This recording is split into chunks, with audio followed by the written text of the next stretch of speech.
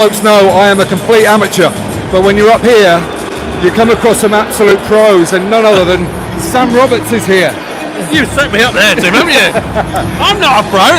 There's some wonderful pros down there, but it's always good to see you, Tim. I saw it, as soon as I saw it, I thought, I'll go and speak to Tim. He knows his rugby, and we've been treated to some good stuff, haven't we? The whole afternoon's been pretty darn good.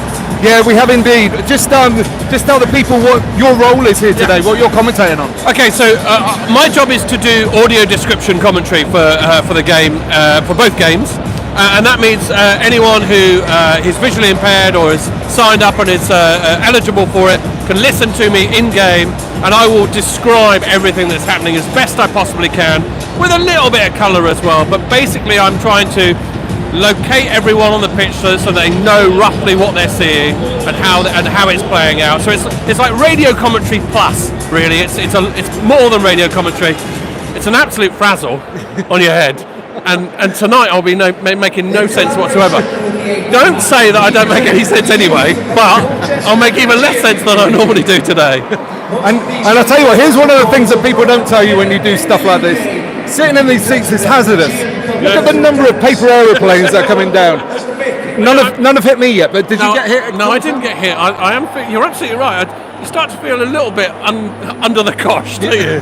But it's great. I mean, a great game earlier. I was really impressed with Wales' first half, and I think strategically they lost their way in the second half and didn't quite bring what they needed to. And South Africa is South Africa. They've got so much talent, so much power, so much ability. So that game kind of went the way in the second half that you thought it was going to. But credit to them. The next 5 years for that Wales side is going to be really interesting. There's some absolute, really wonderful talent in that, at sort of 22, 23, 24 years old. Be very interesting to see how it goes. And South Africa just keep on producing. I mean, Van der Merwe on the wing, and another guy. They just found another Cheslin Colby. Another one. You got more. Oh, great! Because you haven't got enough. It's absolutely fantastic. This game is a classic game. Fiji, a bit like the Barbarians, they look like they're getting to know each other as well, don't they? It's clicking in places, and it looks fantastic in places. The longer this game goes on, the more chances I think they're going to be. I think it's really exciting. Some little cameos out there as well. Chai Fehaki, I don't know how much you know about him at the Crusaders. Great player. And you can see he's somebody that you'll all look at. Fergus Burke, who's coming to Saracens next year, he's playing quite well as well. There's some Zach Mercer's always there and thereabouts, isn't he? Knocking on all the doors. So I think it'd be good. I'm not sure which way it'll go. 17 all at the moment. We'll see. What are you thinking? Yeah, I mean, it has been a little bit stop-start in the first half. There's been a lot of errors. They've been trying to play, and it's not stuck a lot of the time. But it's you and me playing rugby, wouldn't it? yeah, but it's been really entertaining, and quite a low score at half-time for a Fiji Barbarians game. But I expect it to open up in the second half. What are you thinking? Are we going to see a load more tries? No, I think we will. They'll get to grips with it. Another 3 each, and we'll start seeing try scorers kick at goal, which is what we always love to see. Prop forwards having a boot. I love it. Yeah, absolutely.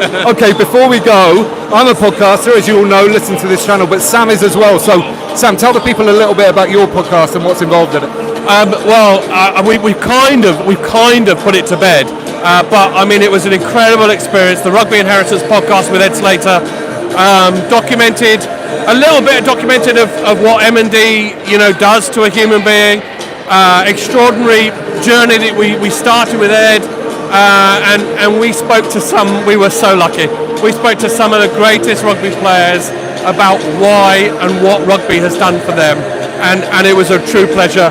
I mean, highlights for me were people like John de Villiers, Paul O'Connell, and then we ended at Kingsholm with Johnny Wilkinson.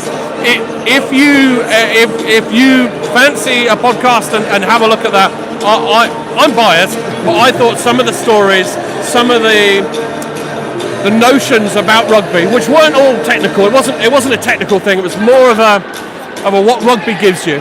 And I was really, really proud to play a part in it. And obviously, all proceeds went towards Ed and that incredible For Ed MND campaign that's still running and still needs your help. So please please give generously. Yeah, I thoroughly recommend it. It's spine-tingling, a lot of the episodes and the stories that are told. So get on that for sure. You're very kind, Tim.